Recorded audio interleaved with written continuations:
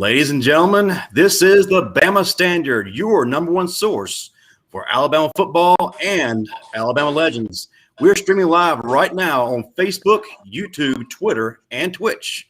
I'm your host, over-the-hill powerlifter and Bama grad Justin Riley.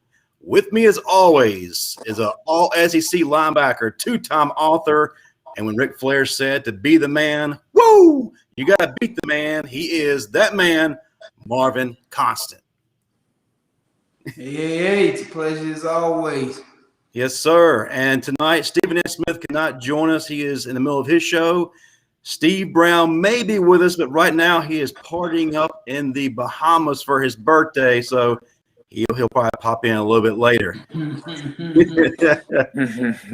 But we're on a special night for a special reason. We've got an outstanding guest, one we're pretty excited about. Marvin, if you would, do the honors of introducing this man. Ladies and gentlemen, one of my favorite players to ever watch come out of Alabama. When you talk about ferocious running backs, man, I don't even know the words to describe it. I wish you'd have got a lot more carries at Alabama, but you know when you have a plethora of talent, you got to spread the load, baby. The one and only Bo Scarbrough. Yes, sir. On, baby? What's going on, man? How y'all doing tonight, man? Doing great. We're good. It's a pleasure to be on this show. Absolutely. So I do got to ask you something, man. Were there a lot of insurance claims for broken ankles for all those players on the defense for Washington Huskies when you tore them up? I don't think so. Man. They seem like they needed some, huh? They had to, man. They came in unprepared. Yeah, they didn't know they would. See, they always underestimate Alabama, man. They think that we ain't got it, but once they play us, they don't even want to play us no more. No, man. They're not used to that physicality out on the West Coast, man. They're used to surfing and hitting the beach. They're right. They used to all that wind blowing up underneath their shorts. You know what I mean? No doubt. They don't have the blood, sweat, and tears like we do. They grind hard. You're right about that. Well, folks, we do have a great show prepared for you tonight. But before we do that, I got to bring up something that's happened this past weekend. Former Alabama linebacker Anthony Jennings lost his grandfather. Both he and his family are having a real difficult time, processing this. And anytime someone in our Alabama family is hurting or is in need, we like to show our support as well as prayers for them. So what we've done is put together a small tribute to honor this man. So if you would, please indulge us.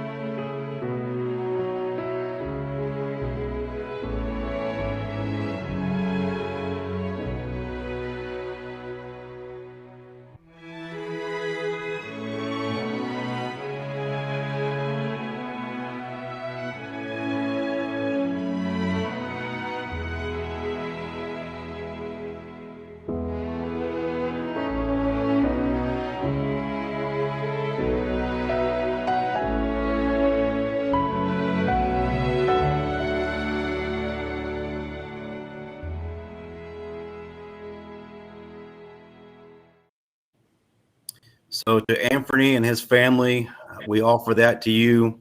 Y'all are in our prayers, and you definitely have our support. If you need anything, we're here for you.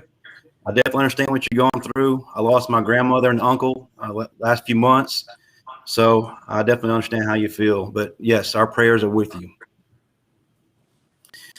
All right, let's move on to our opening segment, and that's our favorite, Constant Chaos, where Marvin gives his unfiltered views on what's going on in the world, football, or Alabama football, or all the above. Marvin, what you got for us this week? This week's edition comes courtesy of you, Bo. First time on the show, already messing up, man. What's up? Courtesy of you, sir. So I see you had a football camp at Central High School a little while back, right? Mm-hmm. How dare you have a football camp at my alma mater, Central High School, where I tore it down, along with several other great players out of Central who went on to play at Alabama and many other places. Terry Jones Jr.'s, the Harold Bishops, all these wonderful guys, the Kelf Baileys. How dare you have a camp at our school and not invite us? Hey, man. Hey, you know how sometimes they say it be a lot going on? Now, see, and then hold on. And how you don't understand the plethora of talent you left out of your camp, sir. Not even just from the players. You left out one of the greatest water boys / equipment managers ever. This man folds jock scraps like no other. That Steve Brown, I hate him not on here. But Steve Brown wasn't a mean equipment manager and water boy. Now, hey, he never saw the field, but boy, he would hydrate you so well when he had the fresh Gatorade waiting for you when you. Happy birthday, Steve. man. But how dare you have a camp at our institution and not invite us? What can I do?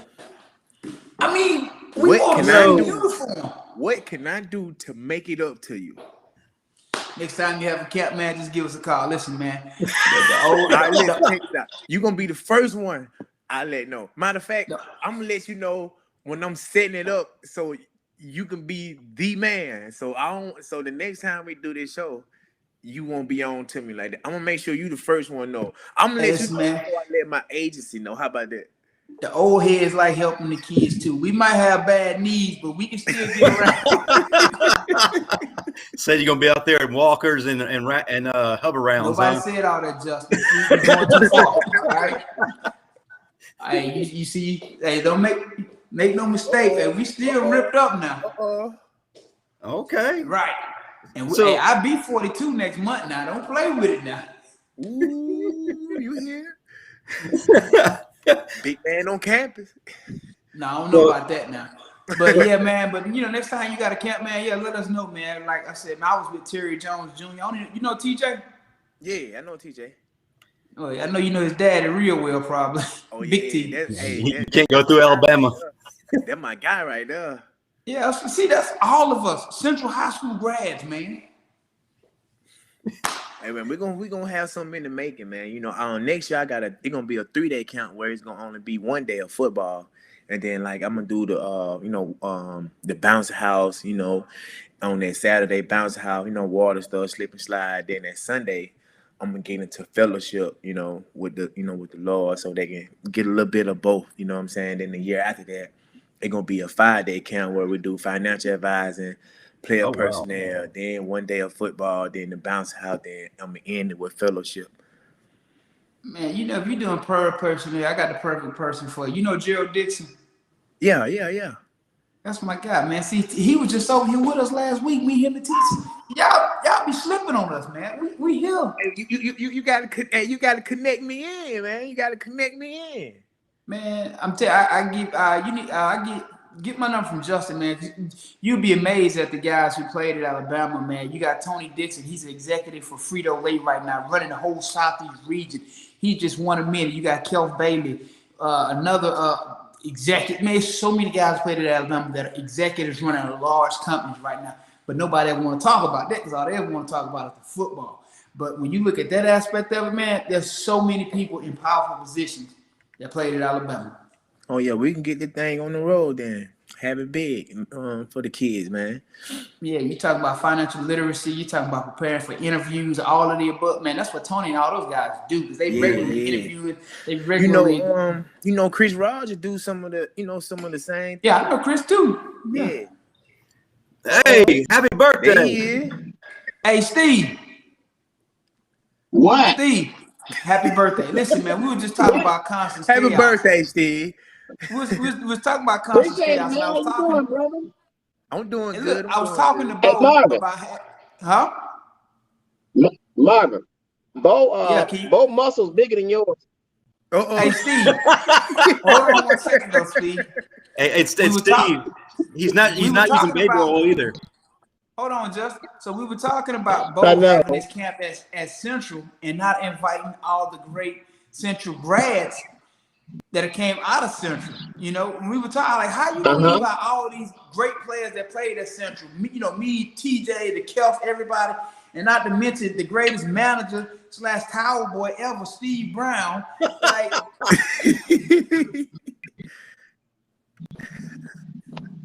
That's what we doing, Marvin. That's what we doing. That's what we're doing on his birthday. Hey, they Marvin. say nobody stirred Get Gatorade like Steve Brown ever, boy. They said that boy had that rotation on it. Hey man, I don't. Hey man, you gonna mess around and get me kicked off the ship for cussing your ass out.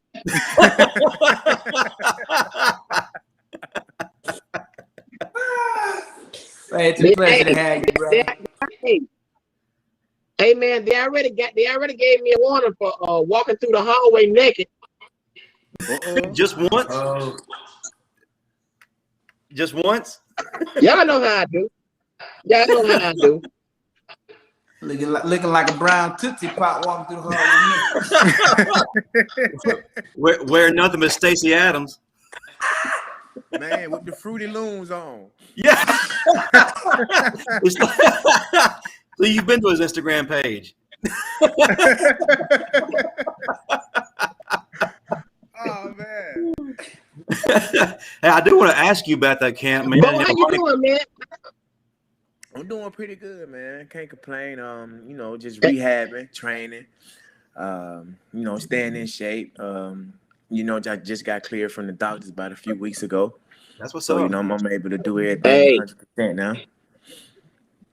Hey, whatever you do, if you want to hear 100%, whatever you do not read Marvin book. You gonna get every damn thing tore up. ACL, MCL, all that. I'm probably already in his same boat right now. Hey, when you get in your 40s, your knees gonna feel completely different. I'm gonna tell you right now. Hey, I can already feel it. Hey, so real quick, and I was hoping you would address this on your segment, Marvin. What do y'all think about OU and Texas headed to the SEC? I hate it. Stay where you are. Stay where you are. You don't belong over there with us. I like it from the standpoint of it'll take another one of those Mercer or another one of those Georgia State games off the schedule. I like it from that standpoint because I don't like when we play these little small schools and it is 53-0 in the second quarter. I hate those games. I don't feel like that they do anything for you outside of padding your stats. That's like, beating up on a little kid, man. What's the point in it? So I like it from that standpoint. It adds to strength of schedule because that's one more conference game you're going to have to play now. Bo, what do you Well, think? you know what? I like it. I like it because, especially from a high school standpoint, like when Central played like little small schools, it would allow the 4th and 5th stringers like me to get in. So, Hey, but how about I still didn't get in the game?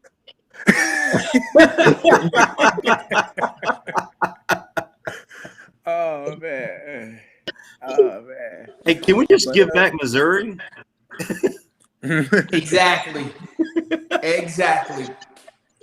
I like the idea of Texas and Texas A&M renewing their rivalry. It's a rivalry that never should have been stopped. But to be honest with you, Texas is not SEC. It doesn't have that kind of feel. They don't understand what kind of ball we're playing. They can't go against running backs like you, Bo. Man, like from my standpoint, I'm like, the SEC, you got to have a good defense, and like, I like it for Oklahoma. I want to get back from Oklahoma from when they beat us in the Sugar Bowl. Nope. I want to get that, even though we still, got them a few years ago down in the playoff. But I just want to whoop on their ass like every year to show them that they can't really hang with us. I don't really like Texas being in it. I just don't see them like competing in the SEC. You know? Well, they have Sarkisian as a coach now, which we gonna have to see how that plays out. That's all I tell you. Now it's gonna be more throwing. I want to see some running and I want to see some banging. How we go against LSU and Auburn and Florida and Georgia. You know, those type of teams. Like, I really think that Texas probably, they're gonna probably end up like Missouri when they first couldn't win the SEC game. I think they'll end up like that. They ain't gonna be able to play all 4 quarters how we do. Yep. Well, my biggest issue is how are they gonna do the realignment? Who are you gonna move? Exactly. So exactly. You can't keep both of them in the West. Somebody has to go to the East. I was thinking that they would put Texas in the West and put Oklahoma in the East. Okay, but even if you put Oklahoma in the East, you're gonna make all these other schools that are in the East have to go all the way to Oklahoma to play. So basically, you're gonna take out the away team spirit of the game because nobody's gonna travel from Georgia to Oklahoma. That's not a road trip no more. That's an event. You got to go from South Carolina to Oklahoma. You got to go from Kentucky to Oklahoma. You got to go from Gainesville to Oklahoma. That ain't no quick ride. It'll be the same thing. It'll be the same thing for Longhorns too. I mean, because they actually like line up with each other. Yeah, you're right. So who would you move? Would you move somebody closer to the east? You can't move Auburn. You can't move Auburn.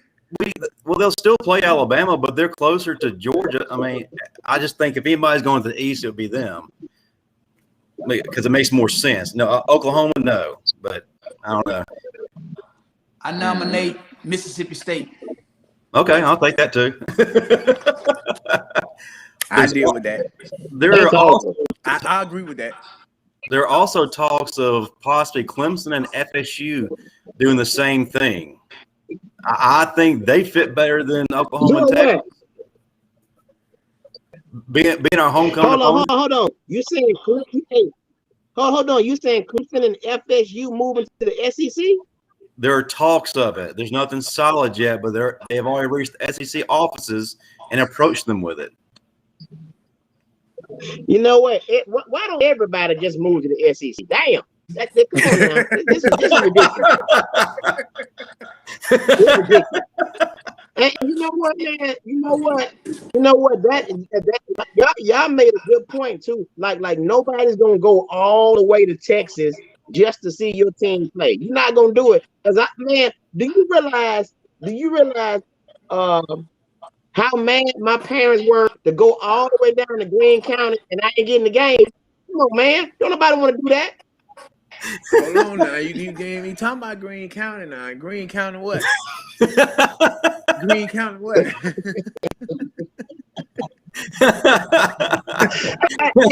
Bo, let me tell you something, Bo. Hey, I'm still mad they call it Greene County. Because when I was there, it was a Utah Vikings. See, you don't know nothing about that, Dusty. Hey, listen. My dad was on the Utah Viking team now. Number 32. Of course, when everybody right. Right. When everybody played in dress shoes. When everybody played in dress shoes.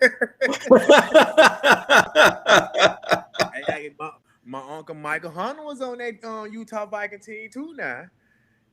Ask your dad if you remember Steve. Steve was the one who always used to trip running through the paper at the beginning of the game. Hey, man, look, man. He was that guy. Hey, we got a question from the audience. Nick Saban Jr., if Oklahoma went to the East, do y'all think that they will dominate the East? No. Hell no. Nope. No.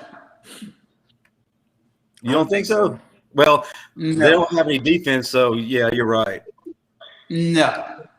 And I think with that abuse that they're going to catch every week, that team going to fall apart real quick. That ain't like playing in the Big 12. Because the Big 12, they don't have defenses. So, I mean, who they going to stop? It's like a conference full of Pete Golding.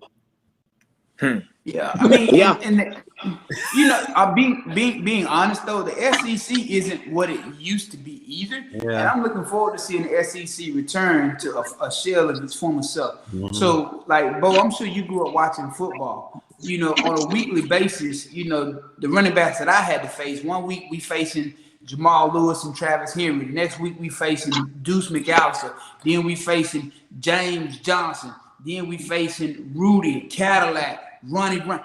Man, it was a different level of animal in the SEC in the late '90s and early 2000s. So since you said that, what you think about that? Since they want to add 2 more teams to the SEC, I think that we should get 2 bye weeks like we usually do. I agree with that completely. Or the bye weeks. No, see, Steve, that bye I wouldn't like that. But listen, because like after that, after the like third or fourth game is like all beat up back to back until like you play again until the week before we play against Auburn. Right. And if you're gonna take out that team, before Auburn, then that's another conference game before we play against Auburn. A lot of people don't understand how bad you're beating your body up on a weekly basis. So before you giving your body a chance to recover, you're beating it up again. Now you're worse off than you were the week before, and it's a downhill trend. Your body never recovers until the season is over. That's why you see so many guys having surgery after the season is over, because you don't have time to deal with it during the season. You're just constantly beating yourself up worse and worse. Wearing it on down. Mm-hmm. So I got a question. I got a question. And I've been wondering about this. All right, so Bo, you got a street named after you in Greene County. Marvin, why they give you no street? They gave Marvin they just gave Marvin a fence around the projects. I don't understand. Hey, listen. That's better. That's better than having the Steve. That's better than having the holding cell. That's better than having the holding cell of the county jail named after you. Oh man.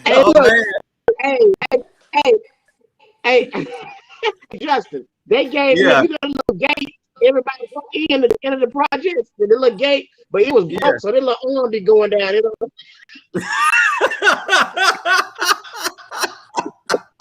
Well, to answer your question, Steve, being a graduate of Central High School and having so many great players to come out, if they named streets after all of us, they would run out of streets. They ran out of spots. Hold on, Mom. That's a lot. Mom, hold on. You keep calling all these great players that graduated from Central. You forgot, dude. I graduated twice. Now look, I should have a damn I should have an athlete. Come on, I was in the 12th grade. 3 years straight. They should give me whole 15 straight. They should give me that or something. Hey man, 15 straight go a long way now. That's how long I was in high school. They're gonna name that street in front of Oak Hill after you. Oh man, he ain't hit you with that one, did Steve? Hey, I heard they named a suite in the moon at the Moonwinks after him. I know.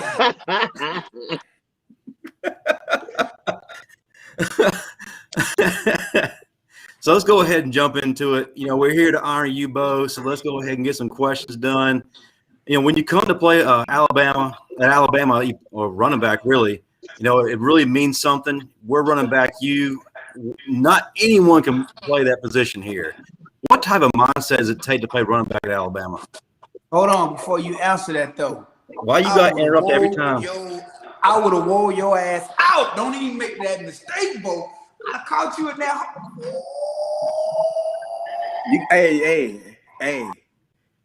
Hey. Don't let that fool you now. Don't let that fool you. Hey, I'm gonna tell you. I'm gonna tell you what Coburn used to tell us: hit they ass before they hit you. Right. So if I catch you on them toes, it's over with. Oh, Marvin. See, we can't even hear his sound. He's speechless. Right. My one did nothing. Well, back to my question though. What kind of mindset does it take to play run back at Alabama? Like I said, not anyone can come in there and play that position. It takes a special dude. First I want to say, like the run. First I want to say you gotta buy into the program that Coach Saban have for you, and then basically it's like you have to be at playing in Alabama. You have to be the quarterback playing running back. You know what I mean? Mm-hmm. So because you got to process so many things in a short amount of time. You gotta know your protection. You gotta know your route. You gotta know who's coming. You know, you gotta check forward. You gotta check forward strong. You gotta check Mike to Sam. You gotta price. You gotta check you gotta see the rotation of the safeties. Like it's a lot that you have to process before the ball even snap. And you know, and that process is like what?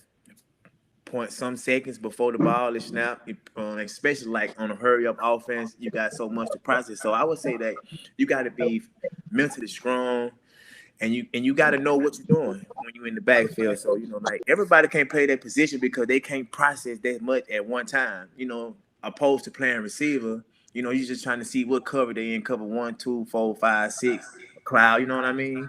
Or they in quarters. But when you back there in that backfield, you got to see all of that. It's just like you the quarterback, because like the quarterback is the money maker. You know, if you get the quarterback hurt, then who falls is that? The running back. You know, they always blame everything on the running back. If a lineman misses a block, they expect the running back to pick it up. And if you don't, it ain't the lineman fault, it's the running back. Because they expect for you to be there. You know, it just, and the expectation is so high at Alabama because of all the guys that came through there. So you want to keep that legendary going. And right. So they're like following up all the Glenn Coffin, Mark Ingram, and all the way down to Trent to, you know, Damian and Josh and all these guys. You want to stay up on that level, you know, so you can't come in and then the expectation is so high, but you giving so little. You know what I mean? Because everybody expected the running back at Alabama to be what? The physical guy, the one who carry the team, you know what I mean? Because we run the ball. That's what we do in the fourth quarter. We wear down defenses. So you got to be able to sustain, and you got to be able to, you know what you're doing at all times. Man, what happened against Clemson? Why are you asking me? Just right to it. We should have kept running the ball. We had Josh. We had Damian. We just should have kept running the ball. We just went away from the game plan. Yeah. I've never walked out of a game before at halftime. Jeez. I couldn't take it no more, man. My God. But speaking of all these great running backs, what was it like in the running back room with so much talent? Because, you know, now you see so many people want to get in the transfer portal. Yeah. They want to book it, first opportunity. They don't want to stick it out. So what is it like being in a room with such talented backs, knowing that, hey, we are vying for time at the same time? Well, man, when I committed to Alabama, we had 9 running backs there already. Yeah. It was Derek, TJ, Kenyon, Ronnie Clark, Jocelyn Fowler, Alvin Kamara, LT, Tyron Jones, and we had another guy. I can't remember who it was. Derek Gore? He wasn't there then when I was committed to him then. But I know it was 9 for a fact. Yeah. And you know, I was in my class, I was the only running back that was committed. You know, really, I was the only running back that we signed in that class, and I was looking at it as I can get better. I can learn from these guys, because the more you compete, the more you know how to work. Like, you're not scared to go against anyone. We all in this room, you know, it's only one position, not like receiver where it's 4 guys on the field at one time. It's only one guy that can be on the field. So I was looking at it as I'm gonna take something from each guy game and put it in my game, because I know what type of back that I was, and we had all type of back. We had scat back, we had downhill back, we had change of pace back, we had all type of backs. But I just had to know my role, and I wasn't scared to compete, because if I'm not scared to compete, at the end of the day, I'm getting better and I'm winning at the same time, and I'm also winning national championship at the same time too. Mm-hmm. So I want to compete against the best of the best in the world. I didn't want to go nowhere else where everything was gonna be like handed to me. No, I want to work for what I want to work for what I'm gonna get. So when I do accomplish something, I feel good about myself because I put in the work for it. These guys made me compete. We going to practice every day competing, but at the same time, I was looking at it as a creation for our room, because we stayed together, even though that we was back there competing. We took up for each other. If someone needed a breather, we'll tell someone come get us. You know what I mean? So it was all about the competition for me and getting better and taking something from each of those guys' game and try to put it in my game as one. Such an humble answer. It is. See, I did the complete opposite. When Yes. I committed to Alabama, they had an All-American playing position I played. I said, no, sir, I'm coming to take your job. Matter of fact, they printed it in the paper, Marvin's quote. And I got in so much trouble. But you know what? But it was the truth. And he ended up transferring because he knew I was about to take his job. Yeah, man. See, I don't condone when people transfer. Well, that's something you don't hear every day. Yeah. Because as soon as they come up with a little bit of a competition, man, they're at the door. Yeah. They want to take the easy way out. So, it is what it is. But, at the end of the day, they say competition builds character. He who's left standing usually tends to be the bigger person in the situation. So, a lot of kids, they aren't built like that anymore. They run from those competitions. They don't want any parts in it. Yep, absolutely I wonder right. why though? I just don't understand it. I literally don't understand it. And Coach Saban thought that I was gonna go some. Probably thought that I had, but that wasn't the case. You know what I mean? Mm-hmm. But I definitely don't condone the. I definitely don't like the trans. I just definitely don't like the transferring or the elsewhere. I don't like it. If you gonna commit to a team, stay with that team. If you're gonna lose your job, get your job back. Don't run from it. Ooh. Cause guess what? You gonna go somewhere else and the same thing gonna happen. You gonna run from that too. I wouldn't give him his job back, sir. You know what I'm saying? But Hey, print that on a T-shirt. You gotta have that mentality though to take if you got your job taken, take it back. Yeah, Go right. get it back. And some taking away. They're just like somebody walking up on you in the street, taking your money from you, and you ain't doing nothing about it. All right, so let me ask you this. You ever seen so when I came out of high school, first time I was on the cover of a magazine was my junior year. And, it said the South's most physical player. Like, literally, I ended a lot of people's careers, in high school. So, when we in college, we would be doing one-on-one drills. And I would see people in line, they act like they got to tie their shoe. They got equipment problems. They calling the train. They like, let me get out of line with this dude. Let me go get somebody else. When I say they didn't want no parts in it. I wouldn't have been running from you. Ooh. Wait a minute. Marvin. Famous last words that a lot of people have said. I think we need to get a charity game started, one-on-one and see what happens. Oh, you heard what he just said? People calling the trainer, acting like they tying their shoes. You know what he gonna say? He 42 and his knee hurt. That's his excuse. My knee hurt. In the same position, both of our knee hurt. Come on. We got something the same. Here's the thing. Come on, yes, Lord. My freshman year, I was benching 525, squatting 650, ran a legit 4.40 at 250 pounds. So I was crushing everything that lined up in front of me. Man, all them weights don't mean nothing. I was doing the same thing. Ooh, Marvin, he's got an answer for everything you throwing out, brother. I know you see it. I was benching more than the running backs. I was squatting 500, even though you were benching 500 or whatever. But then when we step on the field, big guy. But that's the same thing Jamal Lewis said, Travis Henry said, Deuce McAllister. But this ain't Jamal Lewis and Travis Henry and all them other guys. I'm talking about all these all pros and they thought the same thing. Good point. Hey. Good point. Great point. It's a lot of guys that not all pros that, you know what I'm saying, is the man. I'm just saying, you ain't gonna find no film nowhere of me being done here. All you gonna find is me doing folks every play. Hey, I believe you. I ain't taking nothing away from you. I believe you 100%.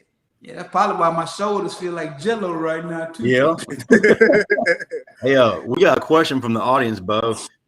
Bo, do you think Brian Robinson will continue the tradition of legendary running backs at Alabama? Yes, I think he will. If they give Brian Robinson the opportunity, I think he will. Because one reason because he's an older guy. He bought into the system. I talked to him, a few days ago. He got his head on straight. He sound like, what I'm saying, that he ready to work. He ready to run the ball. I mean, the guy, he matured.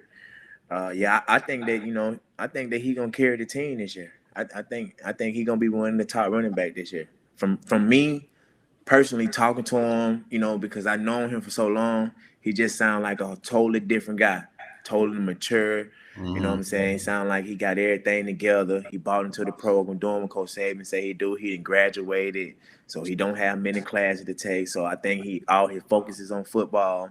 So I think that he gonna keep the tradition going. Absolutely. I got a quick question. I have to bring up the 2016 Tennessee game for two reasons. One, I feel like it was when you really put us all on alert. Two, you had a special message for the UT fans after that long touchdown run, which we all appreciate. Can you talk about that game? Yeah, man.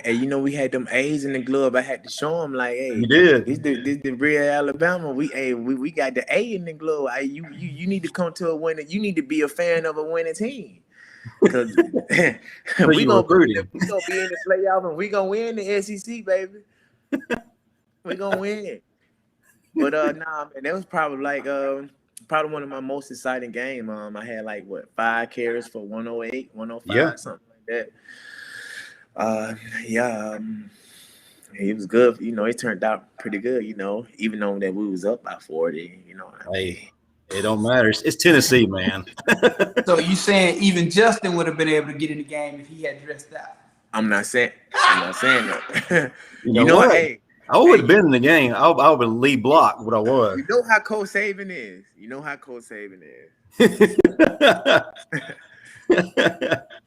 Sticking with that same season, you ignited the offense towards the end of the season. Matter of fact, I think you were averaging 7.9 yards per carry. What really set that up for you to start taking over? Like Marvin said, it's a long season, so you just got to be ready when your number call. I wasn't complaining about anything. Like I told them before, longer we winning these games, and we going to the national championship. When my time come, I'm gonna be ready when my number call. And when my number call, I'm ready. And Coach Saban gonna get the ball to whoever got the high hand. And at that time, I had the high hand, and they would feed me the rock. And it went on from there. But even if it took to give Damian, Josh a cup of water so they can keep going, come on, baby, we gonna do it. Yes, sir. Rest over there, get that water. Now go out there and do what you're supposed to do. I'm gonna be waiting on you when you come to the sideline. I like that, man. You don't hear enough of that these days from current athletes. That's always been my mentality, though. I'm trying to win. I'm 3-0 versus Tennessee. I'm 3-0 versus a lot of these teams around here, except for Ole Miss, man. God damn. Man, don't even talk about that, please. Right. You see, That's about at the time I moved back to Mississippi. Yes, I actually came back here on purpose. Oh And man, I bet you I had to got a deal with it. lot of shit for that. Man, listen, I come from a long line of Ole Miss graduates and fans. I'm the black sheep of my family. I'm the only Alabama fan and graduate. So I'll come back to them and then an entire state who just absolutely loathes Alabama. And, dude, they're still hanging on to that. Still. Really? Yes. That's all to tell you that everybody wants to beat Alabama. Everybody. Yeah. If you beat Alabama, they can win the rest of they can lose the rest of their game. They'll say they had a winning season. Absolutely. I'm undefeated against Ole Miss, by the way. Matter of fact, my argument to them is, you know what? You guys try to win one game, we try to win them all. So Exactly. Now I gotta bring up something. A lot of Alabama fans always talk about this, and real talk. If you don't go down in that Clemson game, what happens? I probably would have broke my own record from the previous game before, because I had 93 at the beginning of the third quarter and 2 touchdowns. So I'm not trying to be arrogant or cocky or anything like that, but from the way be yourself. Be great. But the way that the game was going and the way that that Sark was calling the game, man, I really did think I would have got over 180 in that game, because I already had 93 for 11. Dude, you would have had easy 250. What are you talking about, man? You being too modest. Know what I'm saying? Know what I'm getting to. We would have. I was real hurt when you went down, man, because I just knew we were gonna win that game and you were gonna continue to dominate. Looking at the game the week before, before that, the Washington game, that performance, just looking to see, how do you elevate on a week-to-week basis? And that's what great athletes do. Every week you see that progression. So we were seeing that progression with you, and then when you got hurt, it was like, and I gamble a lot. Y'all cost me a lot of money. I was waiting for that truth to come out. Y'all cost me a lot of money. I'm pretty sure everybody was mad at that game, man. I'm pretty sure they were. But like I told you before, we had other stable of horses in the backfield. Yes, that we could have kept the game plan going. Give these guys a chance to run the ball. I really think they should have used Josh Jacobs a lot more than they did. Josh brought a skill set that was very unique to the field. Mm-hmm. I don't think that they utilized Josh's skill set to the fullest anytime while he was at Alabama. Right. I agree. Josh was a head honcho. Yeah, he ran angry. He ran with a lot of force, physical. He was shifty, and he would lay that hat on you. He wasn't scared to drop that shoulder.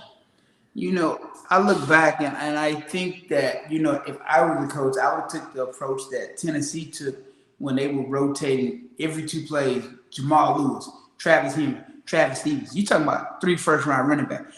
So come fourth quarter, they all still fresh. So it's like, man, it ain't over yet. It ain't over. But when I say they were all running just as hard, literally, they rotated them every 2 plays. It wasn't a matter who had the hot hand. They didn't ride one of them down. No, they kept them on a solid rotation. Right. And literally, in that fourth quarter, them boys were still running like it was the first minute of the game. Yep. Man. But yeah, I think they should have kept running the ball, giving it to Josh. Yeah, I agree with that. Yeah. One of the funniest moments I've ever seen was in 2015 when Vandy's offensive lineman was really feeling himself after they upset KSU. Of course, you balled out and trashed them in that game. What was y'all's reaction when you heard that man talk so much trash before they played y'all? We were like, they want to play us? Like, we don't call like no team now, but when they come to play, we come to play. So you really just gave us an extra boot by saying that already. So now we finna really kick your ass because you trying to say we next. we get a lot of people, we get a lot of fans say Alabama next, we want Alabama. That's all good. It's the fan. You know what I mean? But when it come down to the player in an interview saying that Alabama next. Hold on, time out. Not a player in an interview, a Vandy player. Yes. Let me Yes. rephrase it. Be specific here. Sir, you have no horses in your stable. You might want to be as quiet as possible. Yeah, and Coach Saban, like, he going off on us in the meet, so now we so fired up. So when we go up, like, we go up like 53-0. I'm telling Coach Saban, man, let's run it. Like, just keep going.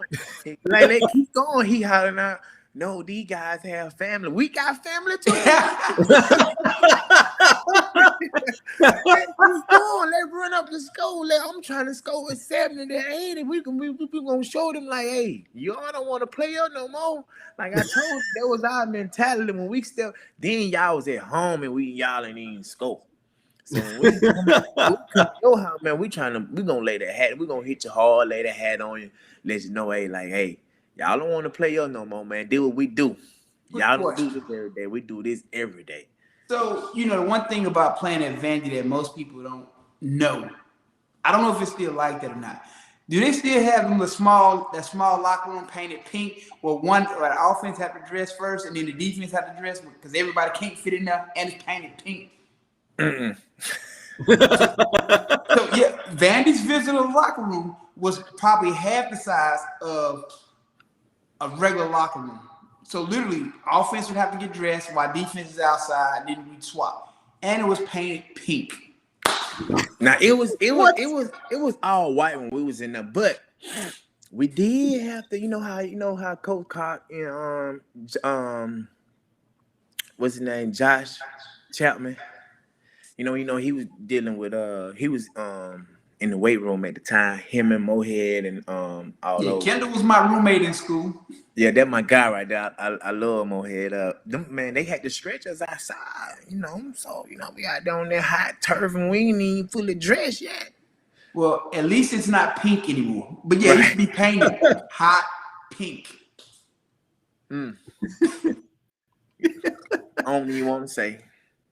So in the same year, a lot of people didn't feel like we belonged in the playoff, and I think it's mainly because they get to see what we looked like healthy. What was the mindset going into that Clemson game? Winning. Mm-hmm. Okay. This is the second year we playing them. We got to beat them again. I'm about to lay their shoulder down. We come physical and we come ready to play. But nah. It was like I really can't even say, man, because like once you get in the zone, and then like I'm sure Marvin probably can agree. Like you do stuff on the field that you like, I did that, and it's not even you playing because you don't know that you did that, Right. Like I had a moment in the Washington game on there, like what was it 75, 67-yard run. 75. So I didn't even realize that I had did that till after the game. I'm talking to Rube. I'm like, man, I had a 67-yard touchdown. You know what I mean? But even though it wasn't longer than the Tennessee, it's still like what happened during that time. Like people thought I was down. Broke 2-3 tackles. And then when I was up the sideline, usually. The guy was coming in, and in my head, I was like, every time I watch a film, I was like, man, I gotta cut back. Ain't nobody over there. So as I'm running down the sideline, that's the first thing I thought about. Like, I gotta cut back. Ain't nobody over there. You know what I mean? Mm-hmm. So when I cut back, it was just like, and then like I'm still like to the day when I watch that film and I score in the end zone. I'm like, man, I don't even remember like getting that close to the fans, you know what I mean? But the Clemson game, it was just like, man, I feel like it wasn't even me playing because of like I was like in that zone, like I was practicing fast, playing fast, like doing everything right, being I wasn't saying nothing to nobody. Like when we go to the meeting, I wasn't talking. You know, like when we was on the bus, I wasn't talking. When we was in practice, I wasn't saying. And I just came to do my job because, like I told you before, my whole mentality was winning a national championship, and I'm trying to do this all the years that I was at Alabama, and then Coach Cox just like my guy, and he wanted to win a certain amount of championships. So I'm thinking like I'm like Coach Cox. I'm like I gotta win me 3 to 4 before I get up out of here. I gotta have me some rings before I get up out of here. So I'm locked in. Like I'm ready to go. Like give me the ball. Let's do it. Well, I gotta say this. Man, that last touchdown Clemson scored with that illegal pick route, man, them refs were trash, man. Yes. And they did it twice. Like, how you keep letting them run this illegal pick route, man? Come on, man. Really? We that drive, we got a lot of flags thrown on us now. Oh yeah, that was very evident. Flag thrown on us that drive. But I'm talking about letting Clemson receivers run them damn illegal pick route to score that last touchdown. Right. That was that rub route. They did a lot of other things illegal too. They lied to Tony.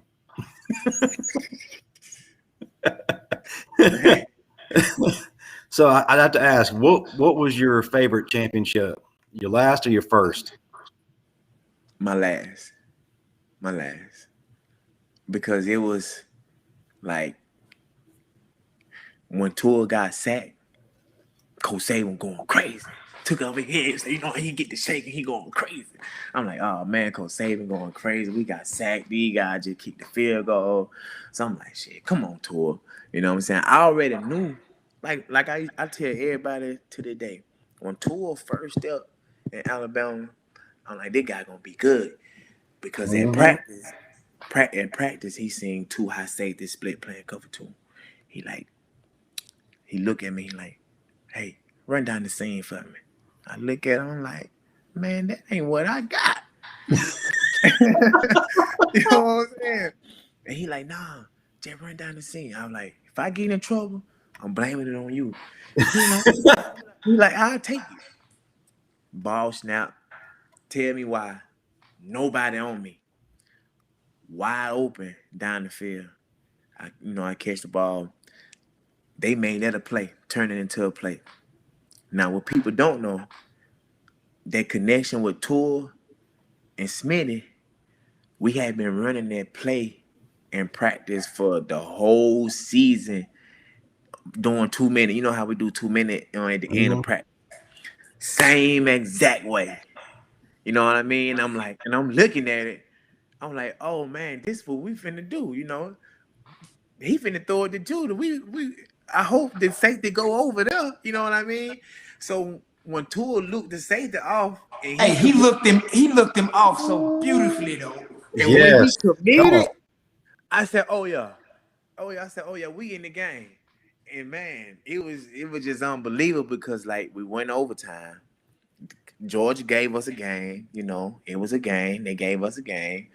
We went back and forth. You know what I mean? And the reason why, because I know back in 2015, Clemson gave us a game. We won 45-40.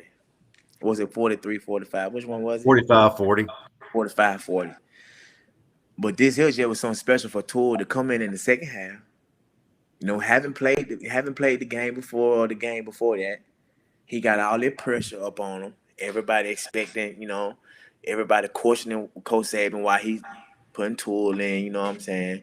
But what they don't know is Tua is a smart quarterback. And when he came in the game and Brian DeBall called that play, I already knew that we were going to score. Now, Tua had to hit Jalen out, but don't nobody remember when Jalen had to help Tua out. How you figure? SEC Shoot, I remember that. Next year. I remember that very well. Best game ever. Hey, I love Jalen. I love him to death. You know what I mean? I love both of the guys, man. Like I used to tell Jalen, like, before we go on the field, he could tell you that I used to tell him, man, listen, prove everybody wrong, bro. Do you play how you been playing? You may have more yards than we do, but shit, we winning these games. Well, how about you call Jalen and tell him I want to talk to him, get him on here so we can rap? You know what I'm talking about? I can do that. Hey, awesome.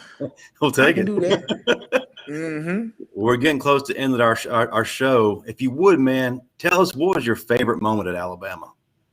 Let me see. I probably have to say, man, winning these. My favorite moment at Alabama. My first touchdown in Bryant-Denny Stadium. Because it was a dream come true. Because I come from Greene County, from Utah, Alabama. And we watched Alabama on TV. We never been to Tuscaloosa or going to the game physically. We always seen it on TV. And then the stadium again, they building something new every year. We got all these fans, and I'm like, man, I wonder how would it be to score in that stadium. Because it was rated the #1 stadium at the time, the loudest. And then playing high school right there, going to all these games, especially the loudest game that I probably been to were either the LSU game when they came and beat us, or the Texas A&M game when they came to Alabama. And I was like, man, I wonder what it would be like to score in this stadium. It's different when you seeing other people score because you can't get that feeling that they get. Mm-hmm. And then for me, most of my family is Alabama fan, and when I scored in them, it was a tingle feeling like I was thinking about years ago. And it was just, a dream come true, just amazing to score in that stadium. But, people don't know that until they actually do get the feeling of it. Hey, listen, man, I can tell you all about it. I grew up selling Cokes in that stadium. So to go from selling Cokes in that stadium to now, if you Google Bryant-Denny Stadium and it talks about the history, it talks about 4 or 5 players. And I'm one of them 4 or 5 players that it talks about. So to be listed in the history of Bryant-Denny Stadium's greatest plays, to go from selling Coke to being on that list with the Ken Stablers, the Bart Stars, the Sean Alexanders, and this guy is like, yeah, so you know what I'm talking about. You know what I'm talking about. You know what I'm talking about, man. It's breathtaking. It's amazing. Like I can't even explain the feeling to you. Like it's ridiculous. Oh, I know the feeling. Trust me. I know it all too well. It's still when I look up Bryant-Denny Stadium and I see my name mentioned with all these great players, like, damn, I did that. Yeah. I did that. Yeah. Look, the guy from Tuscaloosa, Alabama, Central High School, I did that. So I know, Yes, sir. That's powerful. That's definitely powerful. Well, guys, we're about to close up shop. Before I do, what I like to do every week is pop Marvin's book. So, Marvin, if you would, brother, tell us how that's going, how people can get their hands on it, and if you got any testimonials lately. Well, there's always going to be some testimonies on my Instagram, Constant45, and I follow you, Bo. I don't think you follow me back, but we ain't going to hold it against you, though. But honestly, right now I'm training for my 42nd birthday. I'll be 42 next month. So I'm trying to, I told my agent that I want to be on the cover of Men's Health. So that's what I'm actually training for. I'm really going to take a legitimate shot at this cover for Men's Health magazine and just keep pushing. And, the biggest thing for me is changing people's lives, getting them to understand that there's life after 30. Most people feel like once they're in their 40s, like life just fall apart. No, that's when life is really getting good. That's when you're getting your kids out the house. And you got more money to travel with, because now you ain't got to buy no crumb snatchers, everything no more. so you got to be in shape to travel. So Marvin, would you follow me on Instagram and Twitter? Instagram. What is it? Constant45. CONSTANT 45. Yeah, that's me. But yeah, man, just trying to get people to understand that you can still have a quality of life in your 40s, because again, I know so many guys, like I'm regularly talking to guys who I play with about taking better care of themselves, because a lot of them struggling right now, can barely walk. And I'm like, how y'all gonna go on this trip with me? Because I like to go hiking, I like to go to all these adventures when I'm out the country. Y'all over here stuck in a wheelchair damn near. Like, come on, you gotta take care of yourself. So, just pushing people to have a better quality of life. That's what's up.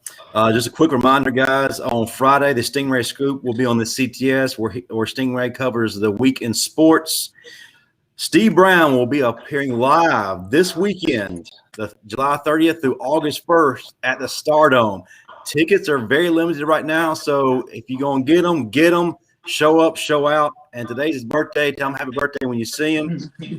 If you have any questions for us or have any suggestions for guests, email the show, thebamastandard@gmail.com. Next week, John Parker Wilson will be with us, but also the legend himself, J.J. Pruitt.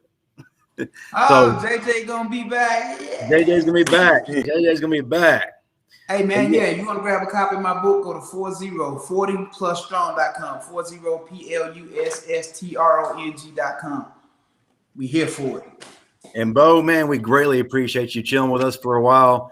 Thank you so much for coming on. If you would, man, tell us what's up next for you, about any camps you may have, what you're doing in the community. And for the Bama fans who want to find you on social media, tell them how they can find you. My social media, Twitter, Bo Scarbrough, 5-star, Bo 06, Instagram 5TARBO, Facebook Bo Scarbrough. I'm currently training right now. I'm actually still rehabbing, but I've been cleared from the doctors, so awaiting a call.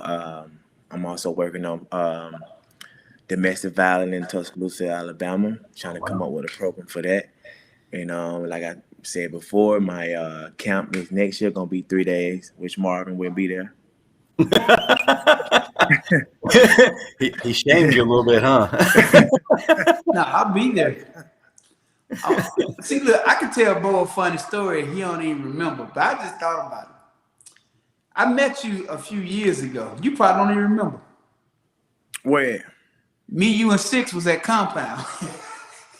Yeah. Because Six is my guy. That is my guy. You bring this up at the end of the show, man. Come on now. I know, right? I just thought about that. I forgot we was at Compound. Me, you, and Six was at Compound. Yeah. Now we coming back. Yeah, I remember. Six, that's my guy, man. Yeah, man, I ain't even know that. I ain't know that was your guy. Yes. I'm always with that character, man. James Knox, Stephen M. Smith will be back next week on our regular night and time. We missed him as well, so we'll definitely let him know that you were thinking about him. Hey, great show, guys. Enjoyed it. Thank you all again for coming on. Roll Tide. Roll Tide. Roll Tide.